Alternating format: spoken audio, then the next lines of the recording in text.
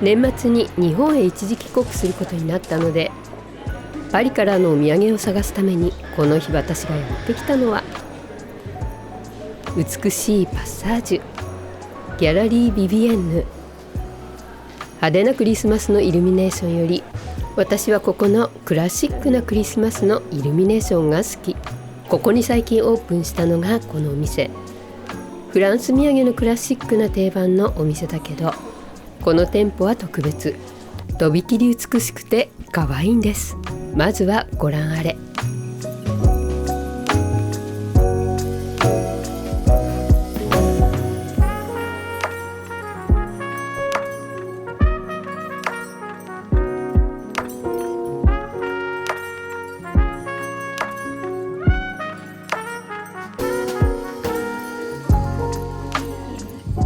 この日は残念ながら私の今回の目的の一つだったマロングラッセは売り切れ。でもとっても可愛い色の容器に入ったこのボアシエを私がパリのお土産に選んだ理由は、伝統ある老舗のコンフィズリーということと、何よりもこの愛らしさ。私たちが憧れる古き良き時代のパリの魅力を体現しているかのようなお菓子だから。これをいただいて笑顔にならない人はいませんよね。お買い物を済ませて、その後はこのギャラリー内にあるサロンドテル・バランタンへ。いただいたのはホットチョコレート。私が選んだのはレ・ゼムロード。いったピスタチオをシュガーコーティングしたエメラルド色のドラジェ。次はまた別のお土産を買いに向かいます。パレロワイヤル近くにメルシーの2店舗目がありますが、ここに来るのは私は今回が初めて。次のパリのお土産はここで。クリスマス用のオーナメントもユニークなものばかり。お土産を探しに来たのに、つい自分の欲しいものに目がいってしまいますね。でも地味だけど、ね、一番、いい気がする。私は基本的には、こういうのが好きだな。ただのトーションたちもこうやって並べられるとおしゃれに見えますよね。ポンちゃんのおすすめ、お土産にいかがでしょう。しっかりしてるし面白い素材だね、このピンクと赤がとっても可愛い。綺麗。あ、本当。エプロンなんだこれ、でも長い。メルシーって書いてあるエプロン。好きかも。このカーディガン、この色といい、編み方といい、最高。そしてテーブル周りのもので私が惹かれたのがこちら。このまるで日本の刺し子みたいな刺繍のリネンたち。メルシーのアイコンのミニは壁に。こちらは色とりどりのバスローブ。洗面所のディスプレイもシンプルなのに可愛い。壁掛け戸棚はスペースが限られた洗面所に最適。大きな窓から見えるパリの建物。私のこの日の目的はもちろんアイコニックなこのバッグ。どれを選ぶべきか迷いに迷います。大きさも色もそれぞれが可愛いけど、どれを組み合わせるかにもまた悩みます。すっかり定番のこのバッグを私が選ぶ理由は、誰もが知っているフランス語のメルシーが書かれていることと、その文字と生地の色の組み合わせが絶妙におしゃれだし、誰もがもらって絶対嬉しいバッグだと思うから。そして私が選んだのはこの2つ。その後はパリのうどん屋さん。なんて贅沢なパリで天ぷらうどんです。この日はポンちゃんのお誕生日。誕生日おめでとうございます。お誕生日ありがとう。私はいつも通り大好きなものだけを食べております。バースデーからすみ。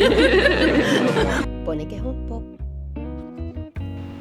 私が選んだパリのお土産の最後はここサンラザール駅の近くのショコラティエオシャブルー。なぜここのを選んだのかというと、私の妹が大の猫好きだから。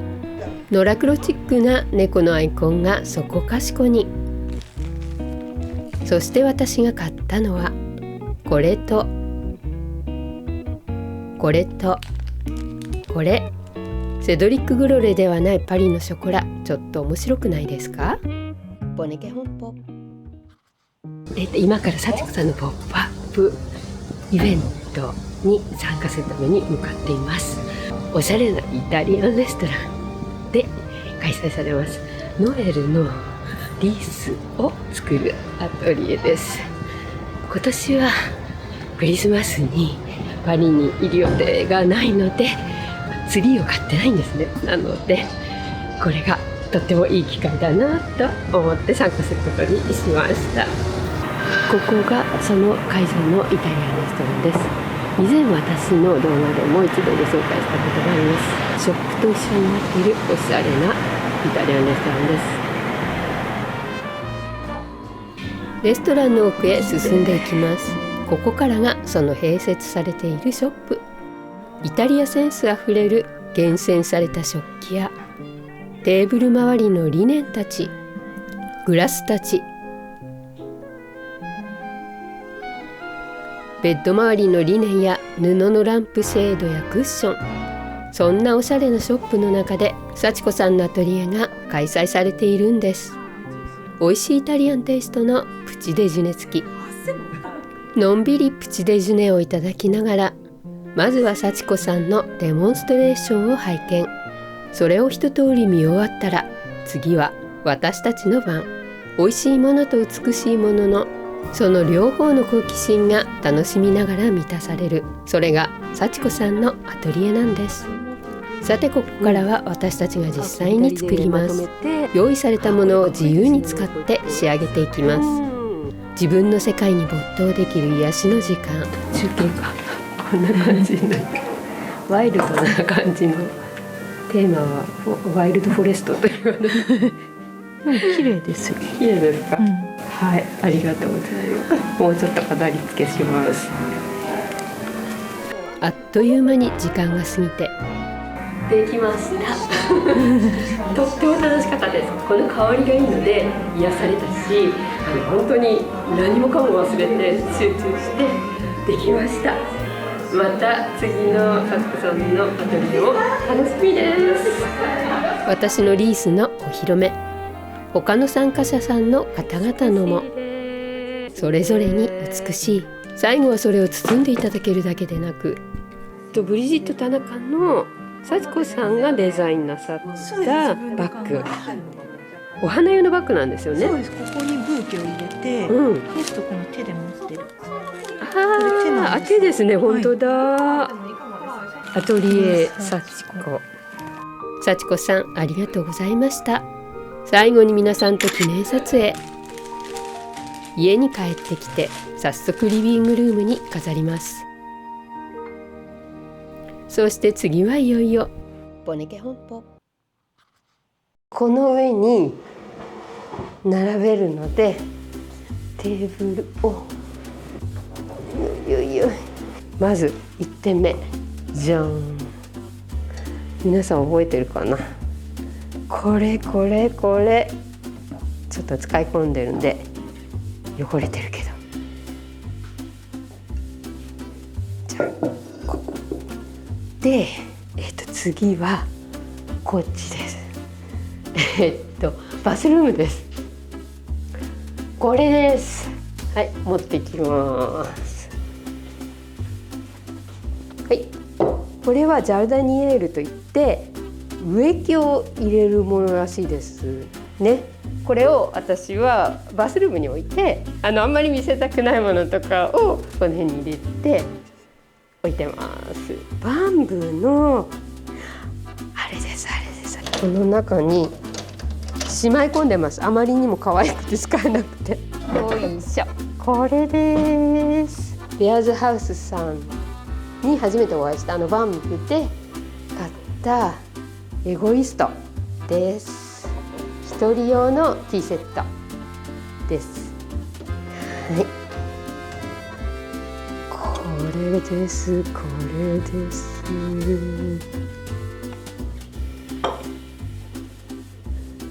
これが一つはパスカルさんからのプレゼントでいただいて、もう一つは私が購入してきたものです。ティーカップです。実は私はこのオクトゴナルのレキアトルセゾンで購入してあったものです。これに合わせるためにこれを買って、一つはパスカルさんからのプレゼントでした。この時のバンブで皆さんにご紹介しなきゃいけない大切なものがあります。それがですね、これです。これベアーズハウスのファビアンさんからプレゼントしていただいたローションです。もう大事すぎて使えないでいます。あ、これ曲だ。はい、メゾンボネケ本舗と刺繍していただいてます。本当に嬉しかったです。ありがとうございました、ファビアンさん。次また次週です。それはよい、これ結構な迫力で出せないよいしょ。こういう感じかな。なるほど。はい、出ました。このサルグミンの大皿です。これは私の動画の中ではクレープ焼いてここに並べて使いました。基本的にはお魚用のお皿らしいですが、いろんな使い方できますよね。見つけられてよかった。この時次週と同時開催でレパブリック広場の飲み水があったので、そちらで買ったものがあります。アグレストのティーカップ2つでした。レパブリックで夫と待ち合わせて一緒に行って買った時のですね。そう、レパブリックの飲み口も大好きです。次行きましょう。これはね、あれです。すっごいお宝を見つけた時のものです。ここにあります。よいしょ。このスフィエルで、これだけじゃなくこちらにあるんですが、その時に一緒に買ったお皿もあります。かなりな枚数があったはずです。こんな感じだったかな。これですね、お店の方はプレイエモントロイよとおっしゃったんですが、他のアンティークに詳しい方から情報があって、これは多分バドンビレじゃないですかということでした。そうですよねって私も思います。それでネットで確かめたところ、やはりバドンビレでした。私これで大失敗を犯してしまいました。本当にやっちゃいけないことをやってしまいました。それは何かというと、結構枚数があって、その時疲れていました。でたまたま食洗機がガラガラでしたなので禁断の食洗機洗いをしてしまいました。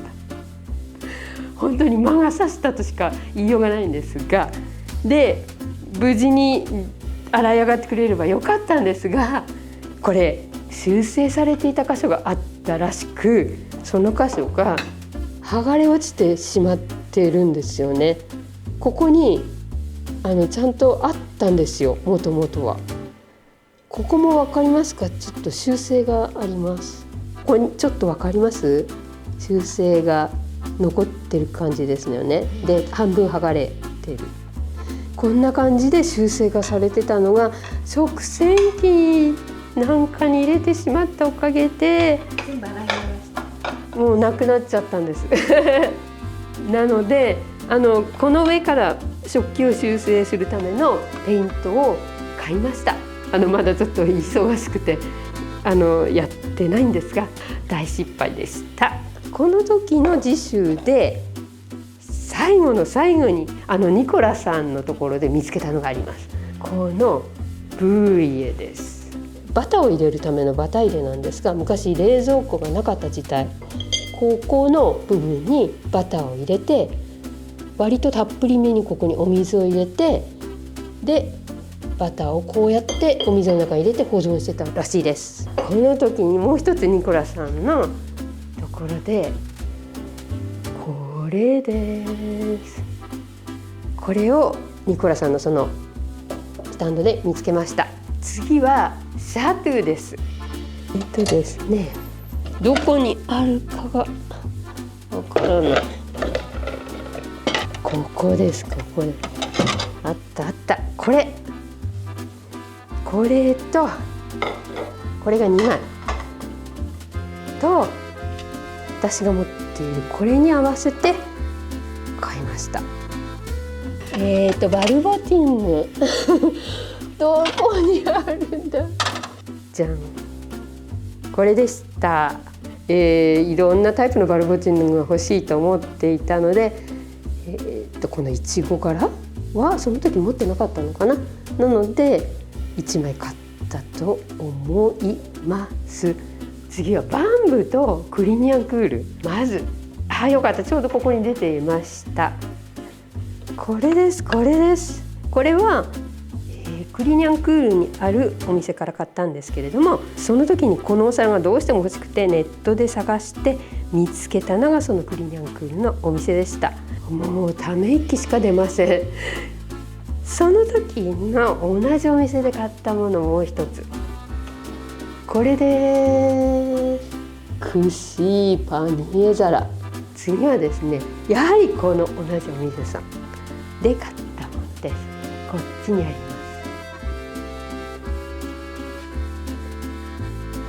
す。これです。このバスク柄の、みかん入ってますけどスーピエールらしいです。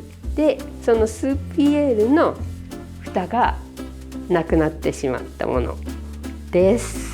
このバドンビレのバスク柄とはちょっと違ってすごく可愛いなと思ってます。こんな感じで中に買ってきた果物を入れてキッチンに置いて使ってます。たまたまこれを買ったお店の斜め向かいのお店で見つけたものです。本当に偶然に目に入ったものです。それがこれです。このジアンのポントシュシリーズです。なぜこれが欲しかったかというと、これが美しいっていうのもありますが、戦後の規制によって鉛の含有率が抑えられているものらしいんですね。なので普段使いに安心して使えるというので、ヴィンテージやアンティークのものを実際の生活で使いたいなと思ってたので、これを探していました。ようやく枚数も揃ってきました。ここまでがクリニャンクールだったんですが、バンブです。バンブで見つけたのが今ここにありますが、これです。このカモの水差しでした。これ実はちょっとだけ欠けてるんですね。これその時は気づかなかったんですが、後で気づきました。残念。でもこれずっと探してたんですが、これがその時一番お買い得な値段でした。今思うとでもこれがあったからかなと思うんですが、あれその時のなんか時系列がちょっと分かんなくなってきたんですが、その時に買ったのがこれだったみたいですね。ですでその時やはり買ったものがもう一つあります。今ちょっと取ってきますね。待っててくださいねじゃじゃーんこれでした。このジャケットでした。少し寒いなっていう時に羽織れるぐらいのこの小さい短めのフェイクファーのジャケットです。次はですね、私の動画でたびたび登場しますレ・キャトルセゾンさんです。これ実はいただいたものです。それがですね、ここにあります。こちらです。これなぜプレゼントしていただいたかというと、その理由はこれです。多分ここに足がついていた、コンポチエのお皿だったらしいです。もう売り物にはならないからよかったらどうぞということでいただきました。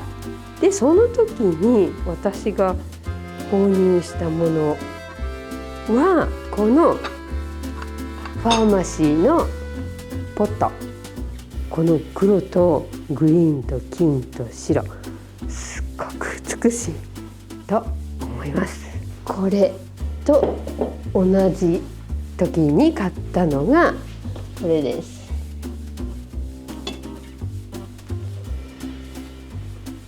この水差しです。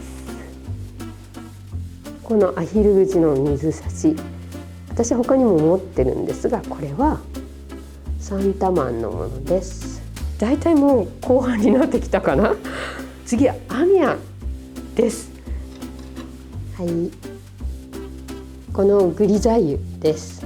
お花シリーズのグリザイユ2枚です。そしてその時のバルゴチンヌが今ここに出てるこれですね。これです。多分その時に買ったお皿がこのマリアージュシリーズ、プロポーズしてるシーンとかあってとっても可愛いです。これはウェディングドレスに着替えてる様子かな。色も大好きです。ブルーと白とグレー。そうだ、アミヤンもう一つありました。ですこれ違うな、あった。シルバメッキのティースプーンっていうのをずっと探してたんですけど、なかなかお値段的なものと好みのものっていうのが見つからなかったんですが、この時のアミヤンでようやく見つけることができました。美しい。ここまでがアミヤン。ここで一旦休憩です。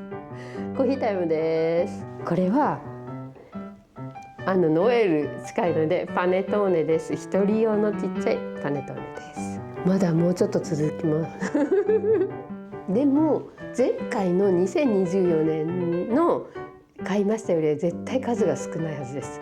なぜなら今年は夏にかなり長い間日本に帰っていたので、それと、前は1週間に1回行ってたけど飲みのうちにね、でも今年から2週間に1度になったから、2024年の買いましたを一人で撮影してた時は2日かかりましたが、今回はピーコちゃんにお手伝いしていただいたのでもっと短時間で済むはずですと思ってたんですが、結構あるねやっぱりね。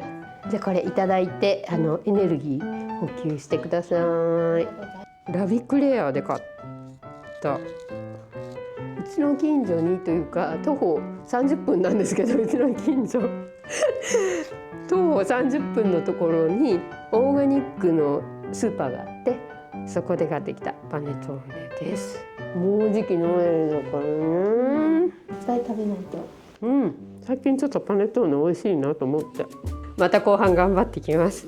次がですね、夫と一緒に行った時のですね、それはそうだ花瓶なんですが、これです。結構私の動画の中では大活躍してくれてるこの花瓶です。これはモンパルナスからすぐの江戸川記念だったかなの飲みの市へ行った時買ったものですね。そして次がですね、これもやはり夫と一緒に行った時に買ったものです。このアスパラガスのお皿でした。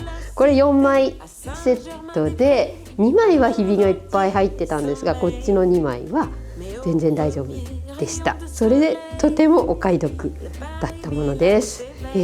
ここに置いて、次にですね、これまた違う時の違う飲みの市なんですが、やはり夫と一緒に行って買ったものでした。それがはい、またバルボチンこの牡蠣用のお皿でした。これ探してたんですが、この時ようやく買うことができたものです。そしてその時にまだね買ったものがあります。それが、こっちです。あれですあれ、これです。じゃん。このホーローのポットなんですが、残念ながらこの蓋が色違いでしたなのでこれはこの中にガラス瓶を入れてお花を飾ったりに使ってます。なので蓋なしでもいいかなと思って買ったものでした。よいしょ。そしてまたこれはですね、バンブです。これは絶対ご紹介しなきゃ。なぜかというと、レピュスルージュのパスカルさんからプレゼントでいただいたものだからです。カップです。本当に嬉しかったです。これ初めてのベアンの私のコーヒーカップです。パスカルさんありがとうございました。でこの時に私がレピュスルージュさんで買ったのが3玉、はい、この2枚でした。ベアンとはちょっと違うバスク柄で可愛いですよね。次はフリニャンクールの素敵なお店で買ったものです。もうこれを皆さん覚えてらっしゃると思うんですが、ここにあります。これです。言葉はいらないという感じなんですが、プレイエモントローのオクトーナルです。なんか声までちょっと上品になってしまいましたが、本当にこれは私の宝物です。一度だけこれにケーキを乗せて使いました。特別な時だけにしようと思ってます。次はリールです。初めてのリールで大失敗してしまったリールです。それでもやっぱり可愛いの見つけてますね。私ね、字が持参なんですが、ここにあります。見るだけで笑顔になってしまうミモザです。お店の方はチョコレートや、お菓子を乗せるためのお皿だとおっしゃってたんですが、アンティーク好きの方から伺ったところによると、多分紅茶用のタス、カップの数タス操作じゃないかということです。結構お店の方、お商売上手な方がいらして、購買意欲をくすぐるようなことをおっしゃいます。で時々少し間違ってたりもしますのでご注意ください初めて見つけたスズランのお皿です。これ5月1日ね、フランスではスズランの日なんですが、その時だけしか使わないとっても大事なスズランのお皿です。ちょっと失敗したリールで見つけたスズランのお皿です。そしてこの時の、リールでもう一つ見つけたのがあります。それがですね、はい、これです。ブイヨン会社のノベルティですね。これも探していました。かなりの数売られていてびっくりしました。さすがリールですよね。次回はぜひこのリールリベンジしに行きたいと思います。ね、ピーさん行こうね楽しみ。過酷ですけどね大きいからねあの時も結構辛かったでも次回はもっと効率よくいいものがあるところから見て回ろうね。ワードシャトゥで見つけた、あれです。これです、これです。はい、このね、仮の様子のパニエ皿。私の夫が一応ですね、このシャスの免許を持っていて、かなり狩りには興味があるみたいだったので、その記念に買ってみました。興味あるけど全然行ってませんそしてその時に買ったもう一つがこれですね。可愛いでしょ。これでぜひぜひアフタヌーンティーをしたいと思って、これです。そしてその時に買ったもう一つがですね、ここにあります。カモのミッシェルコーガンですねのテリーメイレで、私はここに、ナッツ類なんかの、ちょっとおつまみを入れて先日のアペロの食卓に出しました。この動物シリーズももっと揃えたいなと思っています。の時のフォワードシャトーは本当に大収穫でした。欲しいと思うのたくさんあって、とっても充実したフォワードシャトーでした。その時に見つけたのがこのミルクポットです。サルグミンの3冊シリーズのミルクポットです。これを買った理由はこのティーカップここにたくさんあるんですが、どんどん見つけて揃えていきたいなと思っているからです。はい、ここに。そしてこの時に見つけたもう一つがここにあるんですが、ロザリンヌです。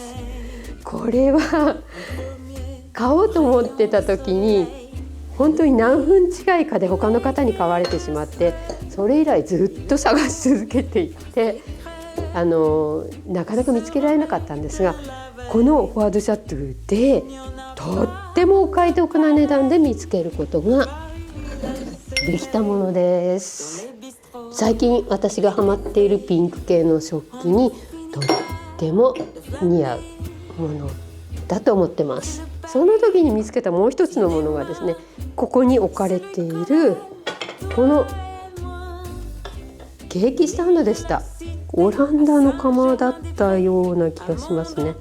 10ユーロだったので即決しました。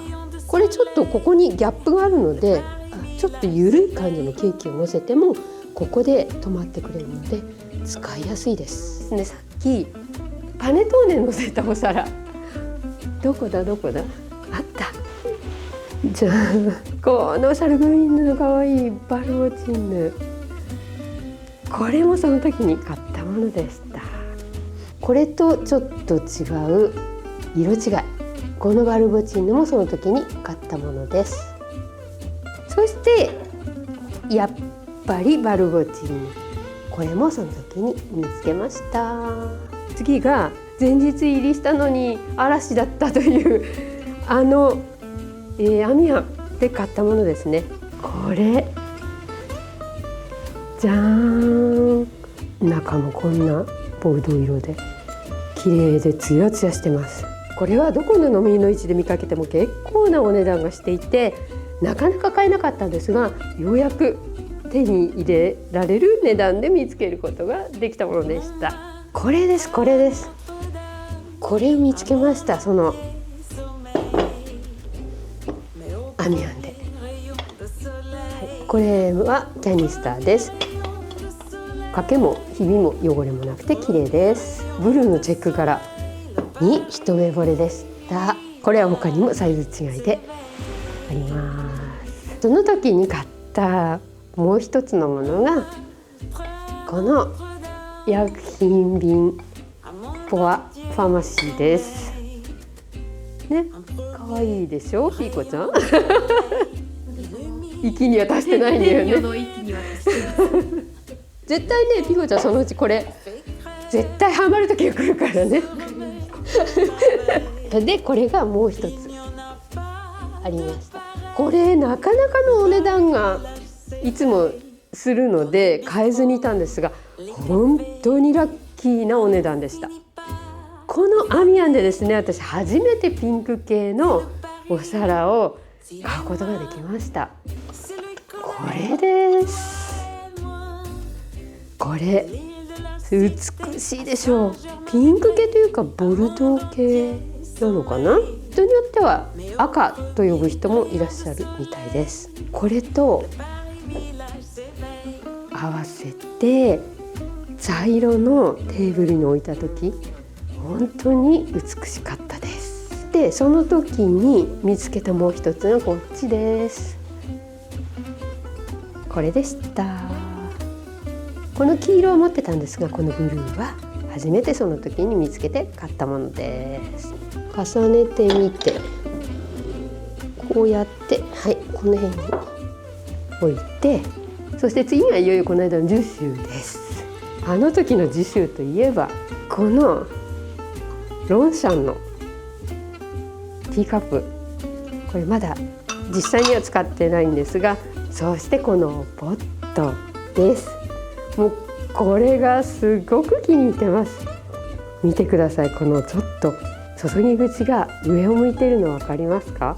本当だったらこうですよね。それがちょっとこうなってます。ほら、こんな感じです。さあ、これここに置いて、この時に見つけたのが、あとクレイエモントローのお皿です。これをアップした後に私の動画をご覧くださっている方からコメントをいただきました。そのコメントの中で、これは本当に約200年ほど前のもので、とっても貴重なものですよ、よく手に入れられましたねということでした。約200年前というと、だいたいですね、大塩平八郎の乱か何かがあった頃のものらしいんですね。こうやって日本の歴史と比べてみると、すごい古いっていうのが分かりますよね。この辺かな。でも全部隠れちゃうね。残念だな。ちょっと見せたい。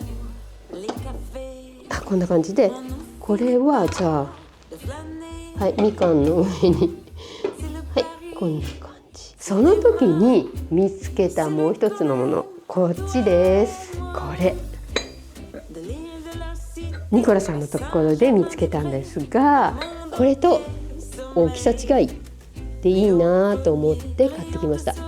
多分こちらにもこういった感じの蓋がついてたんですよね。こちらにはありませんが、この小さい方にはついてます。そして次がこの間のブルターニュ通りです。はい、先ほどのかわいいティーセットのシリーズのミルクポットです。先日アップした動画の中でも話してるんですが、お値段交渉に失敗しました。残念ながら思った値段で買えなかったものでした。そのブルターニュ通りで買ったのがこのコンポチエです。やはりこのアミヤンで買ったピンク系と同じような色合いのコンポチエです。美しいですよね。2つ目のピンク系の食器でした。最後です。この動画撮ってくださってるピコちゃんがブルターニュ通りの翌日に、行って見つけてくれて、私に連絡をくださって、それでピコちゃんに買ってきてもらったものです。それはですね、こちらです。じゃーん。はい、何が入ってるかでこんな風に実際キッチンで使ってるけど普段は使ってなくて、必要な時に取り出すためにこういう風に入れてます。これはちょっとビタミン D とかあんまり出しておきたくないので、こういうものがあるといいなと思っていました。でこれはですね、何が入ってるかというと、これもこんなサプリメントが隠してあります。じゃーんこれが2025年に私が買ったものの全てだと思います2024年に買った時のよりはかなり数少ないですね。でもなんだか私の好きがギュッと色濃く詰まった感じで、どれも全部満足してるものです。無事に2025年も楽しい飲みの市へ行けて皆さんにご紹介することができました。なかなかコメントをすぐにお返しできなかったり、風でナレーションの声がお聞き苦しかったり、いろいろご迷惑をおかけしたと思いますが、来年もまた頑張って皆さんに楽しんでいただける動画を作っていきたいと思います。また来年もどうぞよろしくお願いします。ということで、次の動画も楽しみになさっててくださいね。今後の私の動画を見逃さず楽しんでいただけますように、チャンネル登録もどうぞお忘れなく。